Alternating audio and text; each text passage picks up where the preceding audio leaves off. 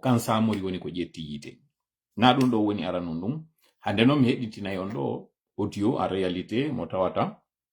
jonna en ide ko ɗum ɓe woni en e suuɗude ko ɗum woni seynerde woni e suuɗude donc ara sakite mo seynerde no suuɗude e goɗɗum kono goɗɗo wata suuɗirde jungo muɗum nangue wata ƴettude jungo maɗa ngon suuɗa nangue nge wawata gasude haray kadi ko ñoli kon luuɓay ko neɓuɗa suuɗude wo ko luuɓi kon ko ñoli kon sakkitoro e luuri ndin noon landaki gite yo taw tun kine maɗen ina woodi a wawa sowde anda kon ɗum haray fewndi donc haray sakite moƴƴa yewtere nden annatan do aray ɗen mari toɓɓe nayi e kunto e toɓɓere meɗen aranere nden en yewtay fi konko tawata haray o projet simandu mo tawata ɗe jonte ɗo fof ko ɗum woni ɗe yewtude fi mum o projet mo tawata haray hino habbora piiji buy tama o janno hino e makko tama o mo tawata CNRD hakke makko tawata haray hino habbitorimo ballal hino wawi wonde ko tawata si tawi Allah dandu si oɗo on bonti piiji buy hino tawata haray kanji kadi heɓa e ngakke joni noon ko honɗum woni ɗin piiji ɗi tawata ɗin CNRD no gasa wattanayila e mum kono si tawata ɗin ɗon si ɗi pargitike tun hande kadi ko transition on woni e bonorde ko aspect politique on woni e bonde aspect sécuritaire on kala ko tawata haray lagini no wawi no hoolorde e nder ɗi duuɓi joyi woni ɗi arde ɗo haray ko ɗum ɗo woni ko tawata kon en yewtay ɗo fi muɗum heɗintina on ɗo audio tawɗo noon hino jonni en ndun soɓɓundu tawata balɗe hino feƴƴuno ɗo ma jonte hino feƴƴi ɗo kami andino en signature contrat on hay si tawi innama hande kadi closing waɗama ɓe holli ɗum ɗo wasi haray hande kadi en yalti e tampere mi andini konko wiyete kon cas de force majeure hino ton sifa noon on cas de force majeure en yewtay ɗo noon fi goɗɗum ko tawata fewndo ɗo sur le plan politico monsieur Bawouri yewtituno hankin e journaliste ɓen woodi ko tawata haray monsieur Bawouri yewti ton kon ɗum no woni haray ko haanoɗen wattande yila ma ko hanoɗe manditade e nder yewtere ko yewta ɗon kon fu ɓay ko yewtere ƴettude leere timmuɗo kon ɗum woni ko waweten suutuɗe ɗon ko wawata en jabade konko tawata CNRD no foti wondema ɓe respecta e calendrier on wondema ɓe respecta e délai on wondema ɓe respecta e fodore nde ɓe waɗu noon nden gibi ka fuɗɗore c'est à dire 24 mois ji ɗin par rapport e engagement ɓe on sengo CDA on est ce que noon kadi konko tawata ɓe addi ɗon argument je mana ko tawata ɓe innayi sabuɗiɗo on est ce que konko ɓe yewti ɗon kon hino mari haqiqa est ce que no dallini haka tawata hiɗe wawi ɓe jaɓande ɗin gantoji ɗi tawata ɓe addi ɗon wiwgol ngol tanke ɗin ɗo waɗaka fannimanti ɗin ɗo waɗaka e wawata yettitade e ordre constitutionnel on ɗum ɗon haray woni toujours ka toɓɓere men ɗi mere toɓɓere tammere nden e yewta e fi ɗi giiteli ɗi tawata ɗen hande kadi woni wa sowru wayi joni wa sowto wonɗo e waɗude mo tawata en wawa andude fuɗɗode mum e wawa andude kallannode muɗum ene ko hala ko yeni ene ko yimɓe woni e wadde ɗum ɗo ko woni wo e muɗum ɗo woni ko mapini jama on joni noon kañum kadi monsieur Bawouri fayin woodi ko yewti par rapport e ɗum ɗon si tawi jusqu'ici hari ɓe faminande wondema ko accident ji ɓe faminande en e balɗe feƴƴinoɗi ɗo wondema ko sabotage kañum monsieur Bawouri woodi ko yewti kono ɗum monsieur Bawouri woni ko yewti en heɗitoto ɗum ɗo watten noon kadi yila ɓendinen hakkil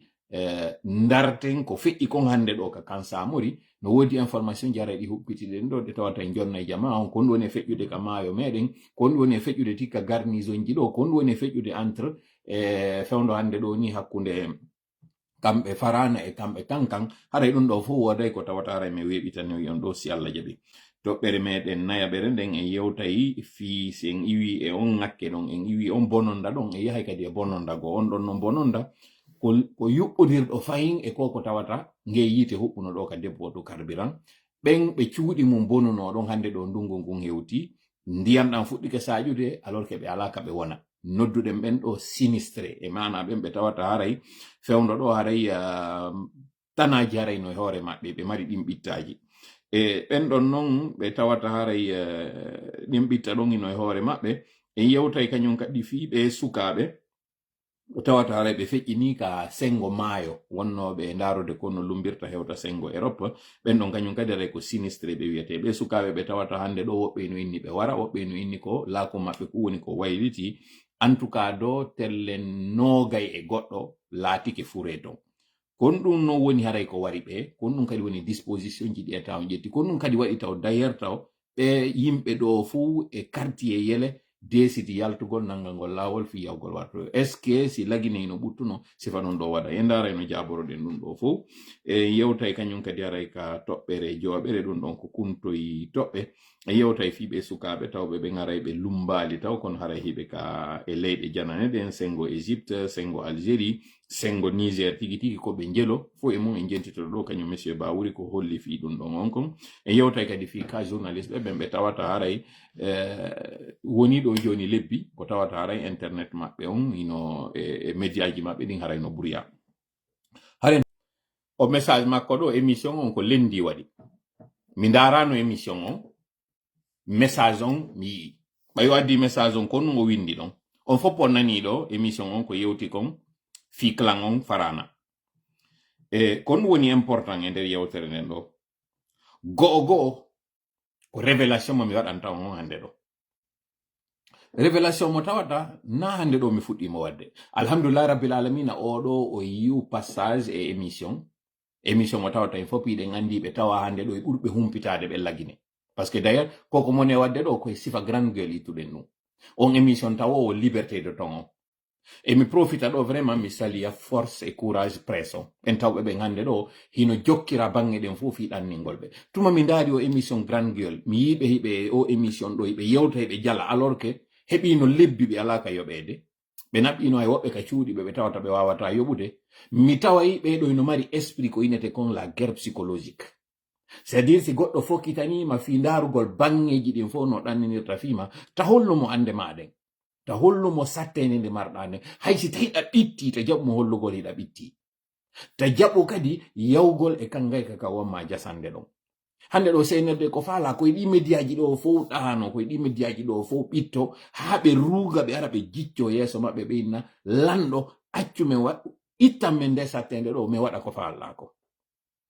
donc o émission mabbe do o yewti ko mi yewtuno on ya 3 mois justement ko no neddo do wi o ini wo je t'aime pas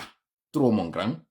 mais je te respecte. Tout ce que tu as dit vient par arriver. C'est le cas aussi du problème de l'électricité. Jentite mo yade no wiri no. O ini wo je ne t'aime pas trop. Nundo ko teddungal woni yewtirde. Mo no wide tun je ne t'aime pas. Kono wi trop on non ko andingol awdo anyalan kadi few. Kono do yida lan few. Kono no wodi goddum ko tawata mo teddini. Ko mi wowlata ko yidam ma anyalan. Alhamdulillah rabbil alamin mi do hawritude mo. O woli do fi gere wondon o audio do woli fi gere wondon hakkunde kankan e farana jamma lagine jentite moƴƴa ko moni ngi yewtude hande do ko ndare la moƴƴa de gite dem do yewta on do ndaron si tawi ko hala caakani mi woni ngi yewtude on andi yeso ngon hino yewta konko tawata hunduko konno sali ngono yeso na yeso ngon fo yewtata ko de gite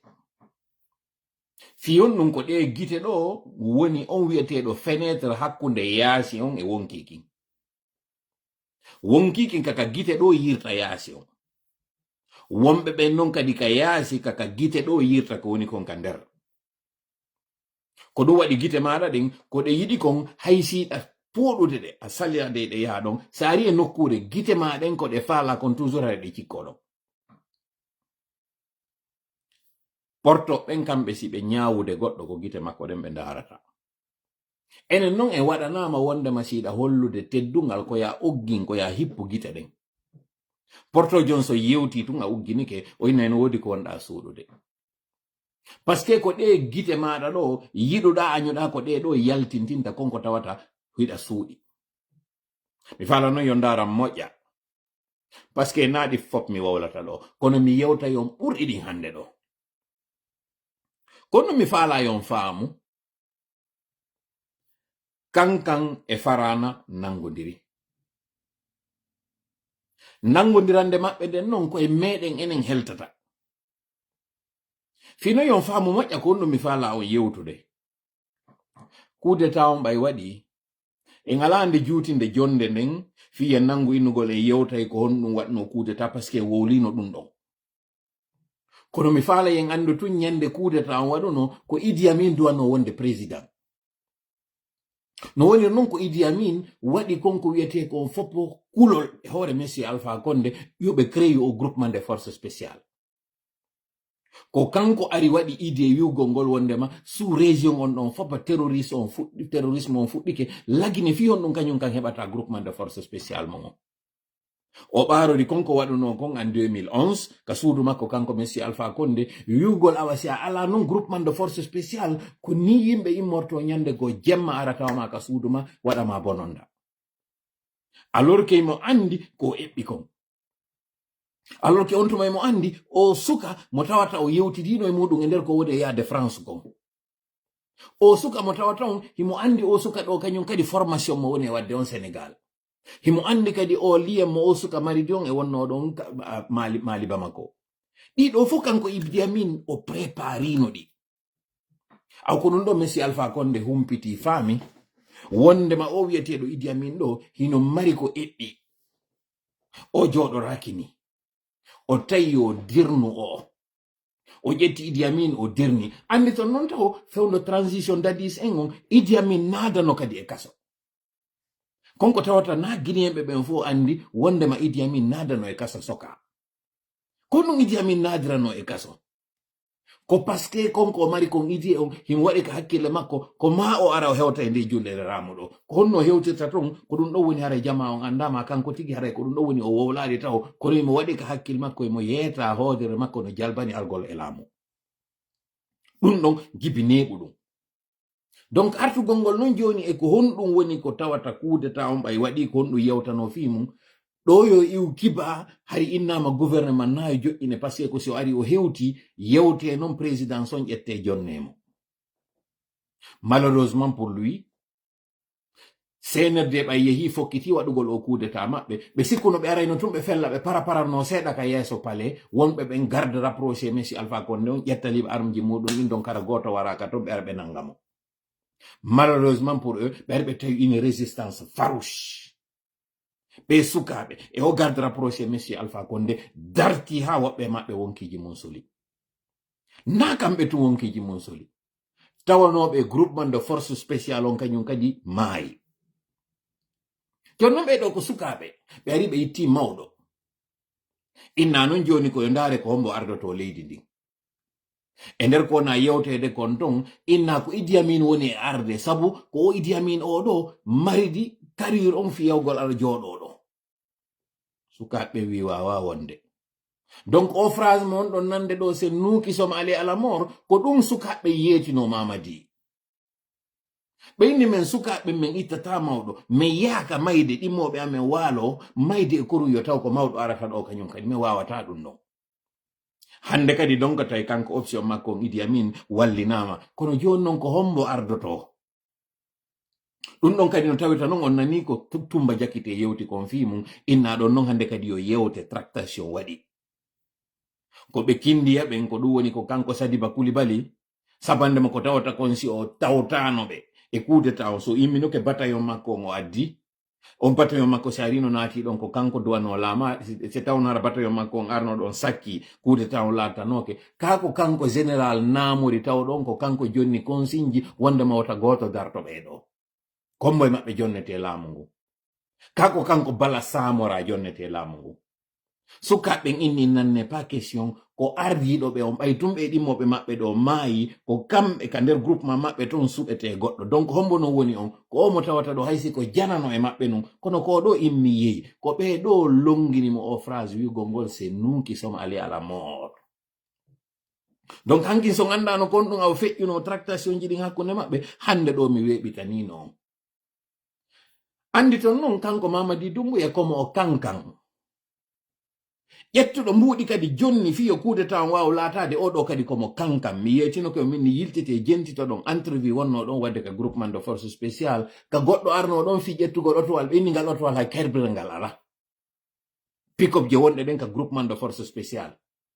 haɗi nden ñande goɗɗe ala hay carburant ko tawata ɗon haɗi mbuuɗi lanniriɓe few joni noon kalan on kankan wawi heɓude décision ko kamɓe wawi contrôle de o lobby ɗo mo tawata si coup d'état waɗi kamɓe ɓe valide ɓe accompagne e moƴƴa kono noon ɓe farana ɓen kañum kadi jouir lobby par ce que ko ɓe ɗo woni secoutorisme ɓin waɗen ɗo non pause poɗe moƴƴan noppi moƴƴa mi yewta on ɗo goɗɗum par ce que ɗe balɗe wonɗe arde ɗo si Allah jaɓi révélation ji no arde ko ɗum woni ɗi révélation ji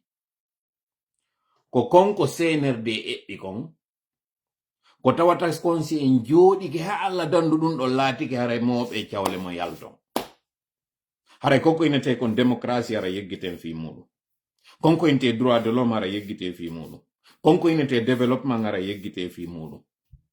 konko wi'ete kisiye e konko wi'ete polgal kon ara yeggite fi muɗum kon ɗum woni ɗum ko yiltitirgol en ɓaawo haa ka laamu makko kanko Sékou Touré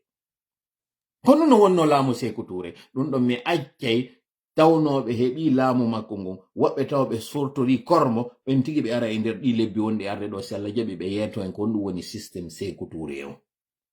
onon tigi ɗon no hande kadi ndaron eɓɓiniron konko ɓe yewtata ko honno tawnoɓe wuurino laamu Sékou ndaron non hande ono wonɓe lagine ɓen ko honɗum sendi hande ɗo wuruno ɓen tan Sékou Touré ene worɓe hande ɗo ɓe joni noon arten noon e konko mi woni wiide ɗo ko honɗum woni on projet ɓe farana ɓen e ko honɗum kadi wonno projet ɓe kankam ɓen e ko honno tawiri ɗiɗo noon ɗiɗi hande ɗo yiɗi bunkodirde ka dow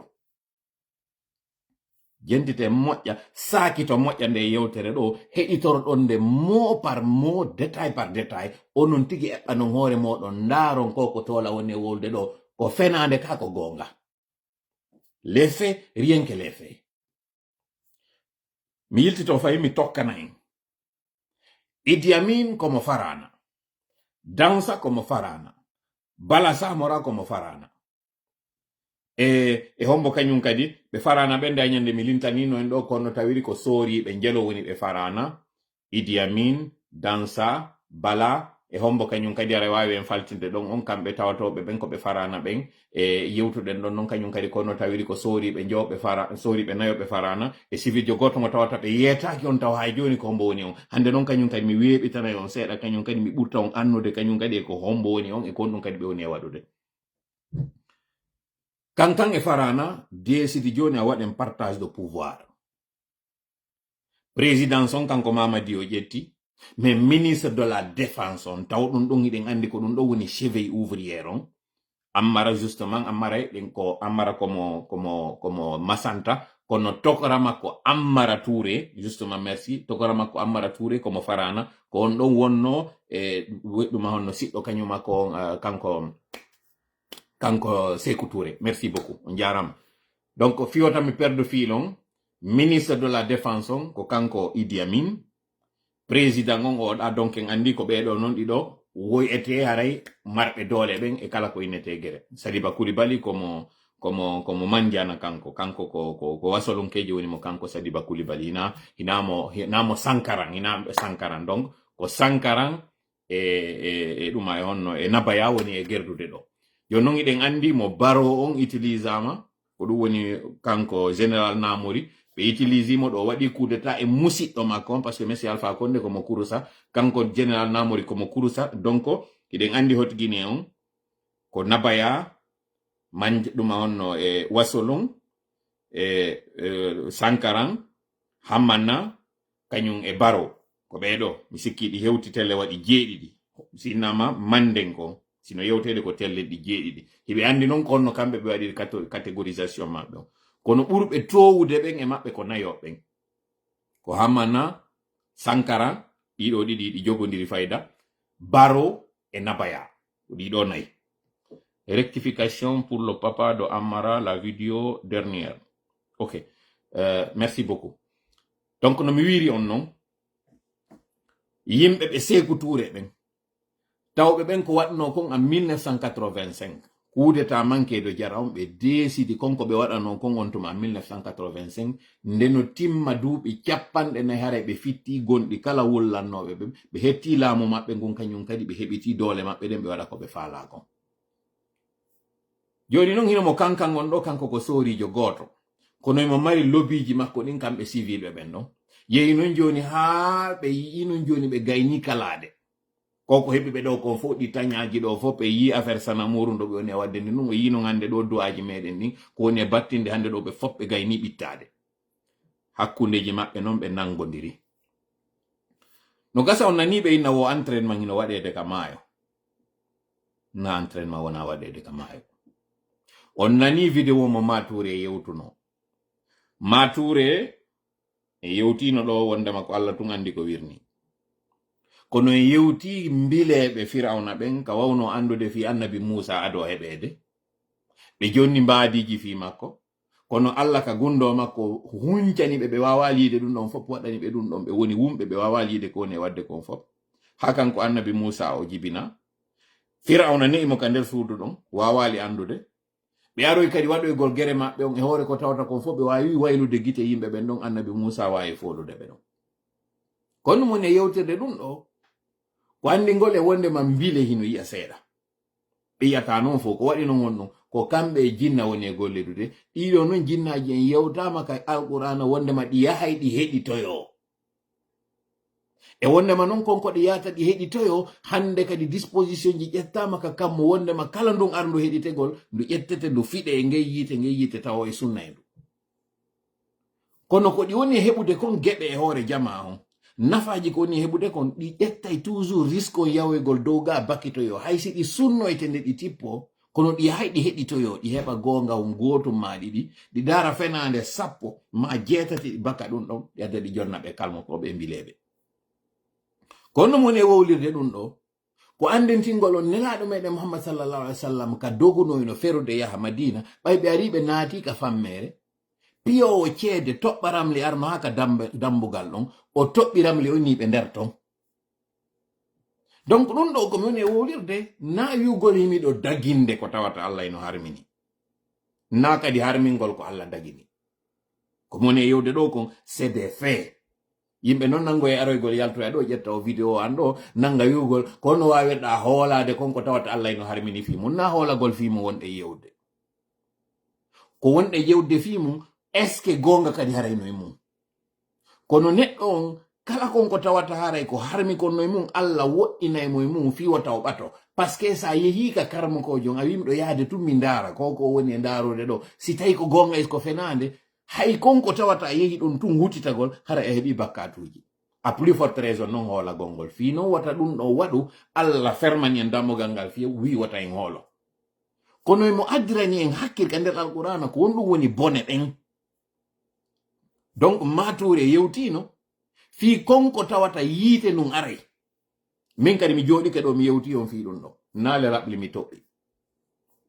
ɓay ɗum ɗon kadi feƴƴi o waɗoy vidéo goo mo wowli fi batoje aw fellite ɗen batoje no piirede ka maayo mi waɗanino en ɗo live kam mi yeeti en ko on ɗum ɓe wiri mobilisation o wonɓe ɓen intérieur fof yo artu ɗum ko fewndo uma on sumi pet dépôt hydrocarbure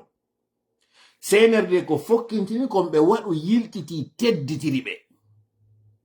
par ce que objectif maɓɓe on ko on ɗum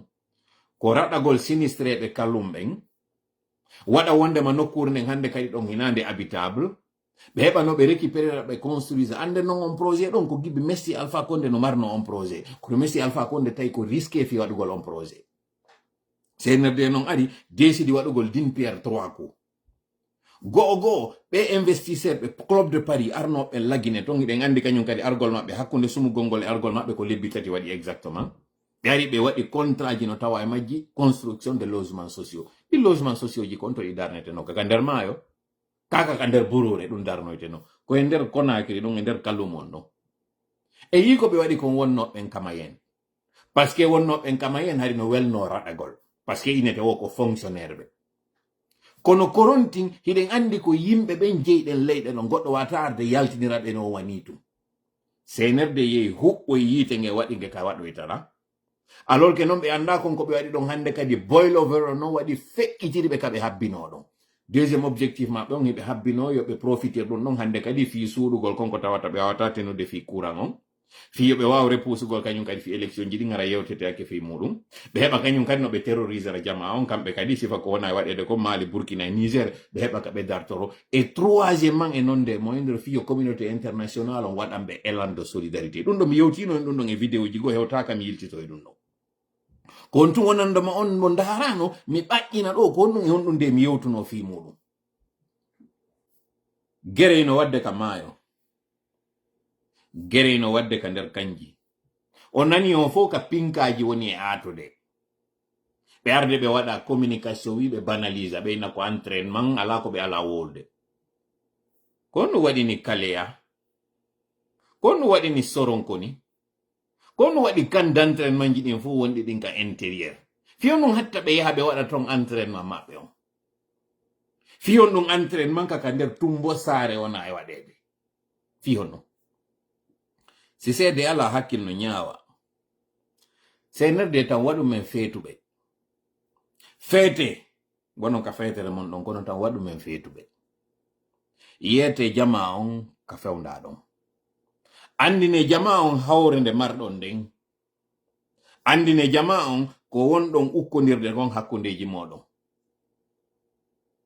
gere moƴƴinti non par ce que so moƴƴintinali moƴƴata hawre nde jogiɗon nden an Idi Amin yaltu wowla ko falɗa kon tigi tigi waɗu ko falala kon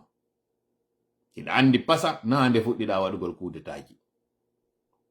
Et je vais dire cette partie en français. Mais avant de dire cette partie en français, je voudrais d'abord qu'on écoute ici un audio. Cet audio, il est tiré de l'entretien de M. Baouri, cette conférence de presse qu'il a faite hier, et dans laquelle il a dit ceci. Qui consiste à dire, peu importe les moyens, l'essentiel c'est d'obtenir ce que nous voulons. Mais heureusement, la résilience de la population guinéenne, le niveau de compréhension qui est de plus en plus élevé, fait que, malgré tout ce qu'ils font, le pays et la République restent debout. Regardez la manière dont nos difficultés sur le plan de la desserte d'électricité est exploitée. Et parfois de la manière la plus, je ne sais même pas comment le qualifier. Le dépôt de matériel de DG qui prend feu, avec des millions de dollars qui sont engloutis, parce que certains groupes veulent coûte que coûte maintenir le pays dans une logique où ils vampirisent le pays pour leurs propres intérêts, peu importe les intérêts de la population guinéenne. Ça, c'est un crime. Et des compétiteurs guinéens le font. Je suis capable de brûler ce qui appartient à la collectivité nationale, qui coûte des millions et des millions de dollars, tout simplement pour que je continue à vampiriser l'État dans mon petit coin. Et j'ai demandé aux autorités de police et de la gendarmerie de mener des enquêtes le plus rapidement possible pour que cette affaire ne soit pas une affaire qui sera considérée comme une banalité.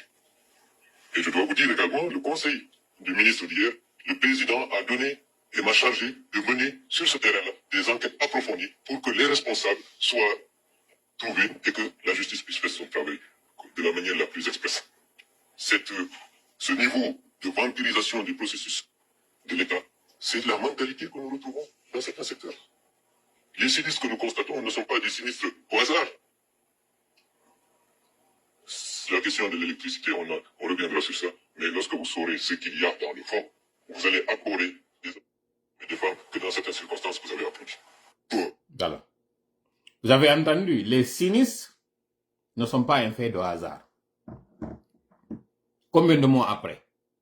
Nous sommes au 5e mois. L'incendie du dépôt de carburant a eu lieu quand? Pas au mois de novembre, décembre, janvier, février, mars, avril, mai. La moitié d'une année. C'est maintenant que vous sortez nous déclarer, alors que vous aviez dit lors du premier incendie que la piste criminelle était à écarter. C'est maintenant que vous vous rendez compte. Parce que vous ne voulez pas dire la vérité aux Guinéens. Vous ne voulez pas faire comprendre que vous n'arrivez pas à gérer la situation et qu'il y a une guéguerre entre vous. Ça va retomber sur vous. Malheureusement, entre-temps, le pays est en train de s'enfoncer.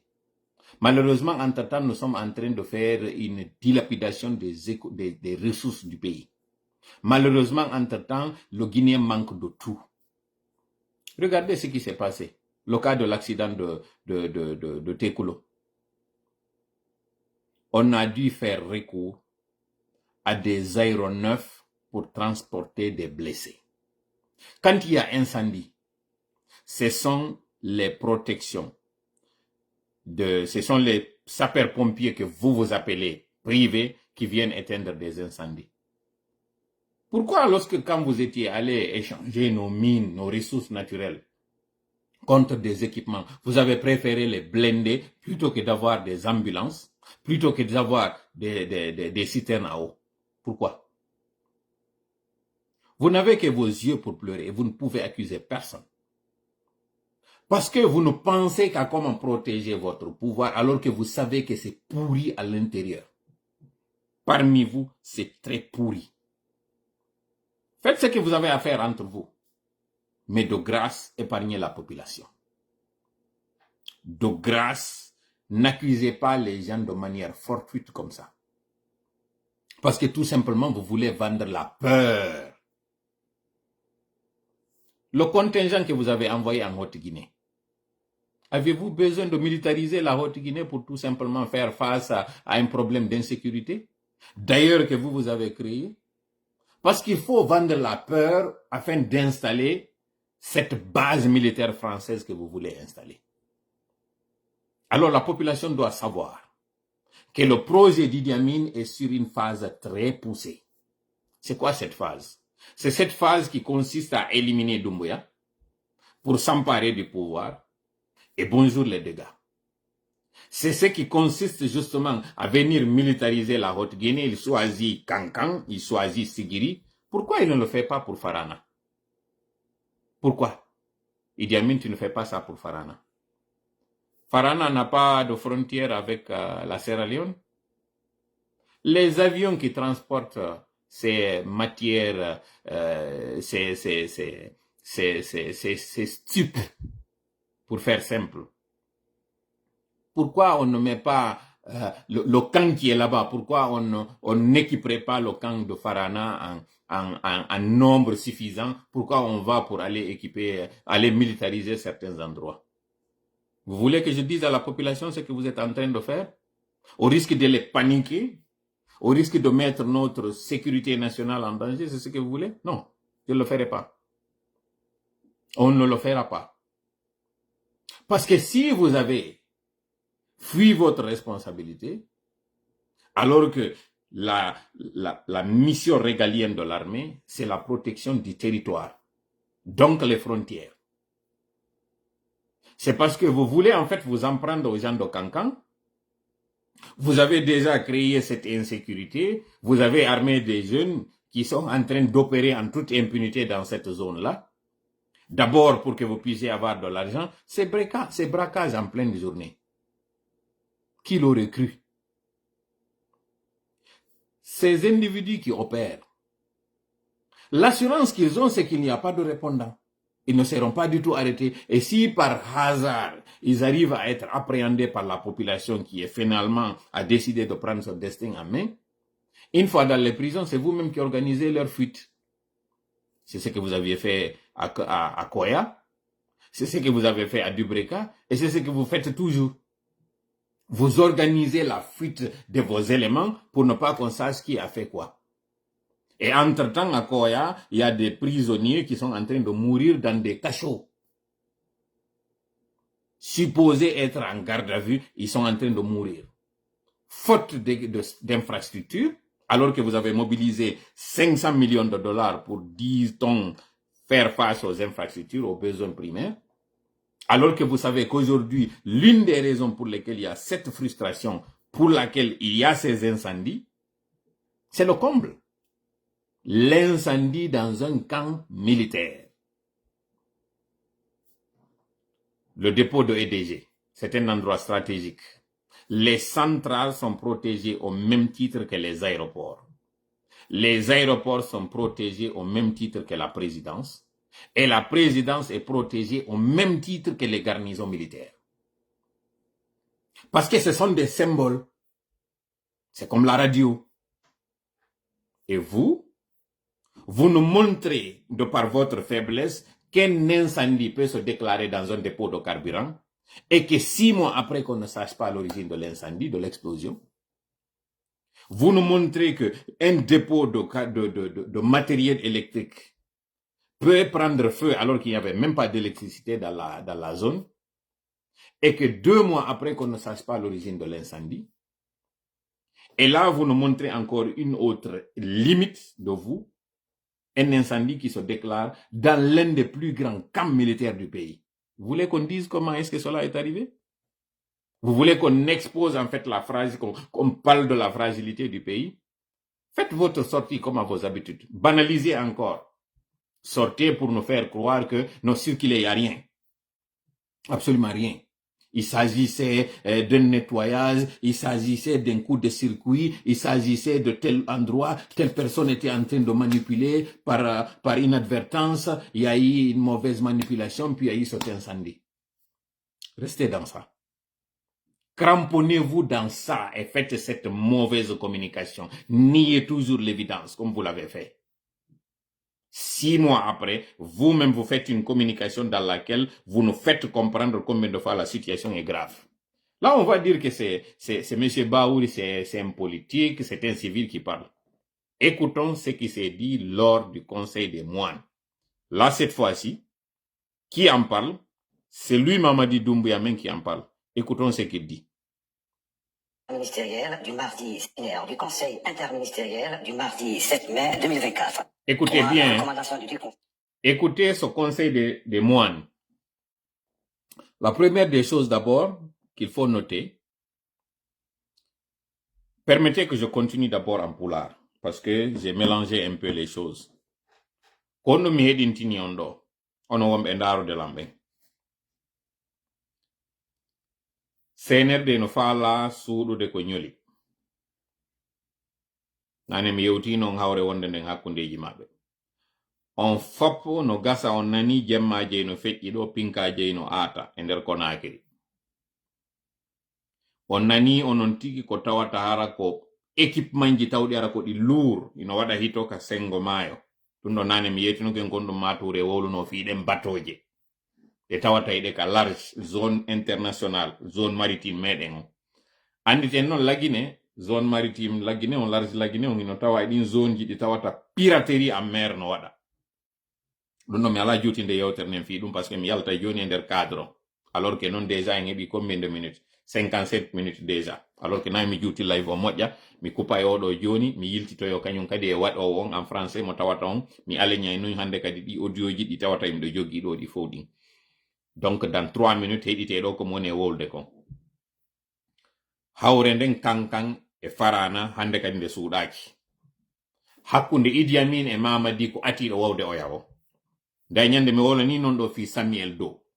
minni so wattanayira sifa ko yuna ɗen kon Samuel Doe hino wallina e hoore balangaru ɓandu makko ino taƴita si kanko Mamadi Doumbouya so wattanayila il risque de finir la même chose o yi ka ɓe yaltinno ɗo rimer e balɗe ɗo ɓe inni wondema goɗɗo waɗimo ko forowol banana wonno ko ɓe wonno feranade toola parce que mi wowlino e nder live ango minni nawnare makko nden arti kanko Mamadi nde o marno gibi neeɓi ha mi yeeti on no wawno no ñande défilé on 2018 wawno minni mo mari nawnare nde tawata nden arti ɓe inni ɓe feranolam porowol banana fiyo ɗum ɗo waɗa tum mi yalta no woɓɓe go yaltirno noon sonka o yi ko mi wolan noon konko gonga Mamadi tuma fu so nawna ko kamɓe tigi waɗi o rumeur ɗon go ñande o nawni noon tigi tigi ko wiya ko toujours les mêmes ko fenoɓe ɓen sifano ɓe waɗirno noon ka Michel Lama on sifano ɓe waɗirno noon ka kanko Aliya on o yi ko ɓe woni e ndarude ɗo hande kadi kono ɓe yalta ɓe firnira toola aranoɓe wakkilo moƴƴa bonne chance a eux bonne chance ko ɗum andirton ko amateur ɓe woni e hoore meɗen par ce que tuma tawi an laamu maɗa ngun ko jokkuɗa ko honno fennirta goɗɗo jooɗiɗo e nder suudu muɗum mo tawata ala bilan fus présenteteɗo hande ɗo si ndi leydi lagine ɗo ndi darike na toola ɗo landitete toola responsabilité aray ko mari mo wokko inete ko meɗe yaltinde gonga ngo tawata opérateur économique je gotorata lagine ko ɗum ɗo kono ko kamɓe senerde mari bilan ko kamɓe mari fonctionnaire ɓe yoɓeteɓe ko kamɓe mari leydi wondi e darade ko kamɓe mari obligation ji kamɓe mari en fait soñjaji ɗin fof ko senerde kono e ɗo ɓe jokku ko ɓe waɗɗiɓe kon ko ndaarugol ko honno ɓe wawirta jaabade blogueur ɓe activiste ɓe communiquant ɓe ka réseaux sociaux ji ko ɗum andirton vous êtes très mal barré onon population guiné hande ɗo ko jaaɓodiral ko wenjugol men woni ɗo menen e senerde maarugol ndaara ko honno ɓe coupirta débit internet ko honno ɓe wawirta waɗude hara wawata suivre ɓe bloque hara vidéo ji amen wata yaltitude sengo laggine ton ko ɗum woni golle maɓɓe ko honno ɓe attaquirta page ji amen fiyo Facebook wawumen waɗande restriction ko ɗum woni golle maɓɓe o yiiɗo si min programme ni on ɗo 21h30 20h30 mais wawi arde en ligne wo 21h30 wonde au delà pourquoi parce que ko o jogue o accite ɓe yiyay tum men lansi fi direct ko no ɓe waɗata koye ɓe naɓa revendication koye ɓe rapport page yi amen ɗin Facebook waɗana ɗi restriction ɗon tawa koye men naɓan ɓe justification koye min naɓu men prouve wondema koko ɓe waɗi ɗo kon hara page on hino waɗa restriction taw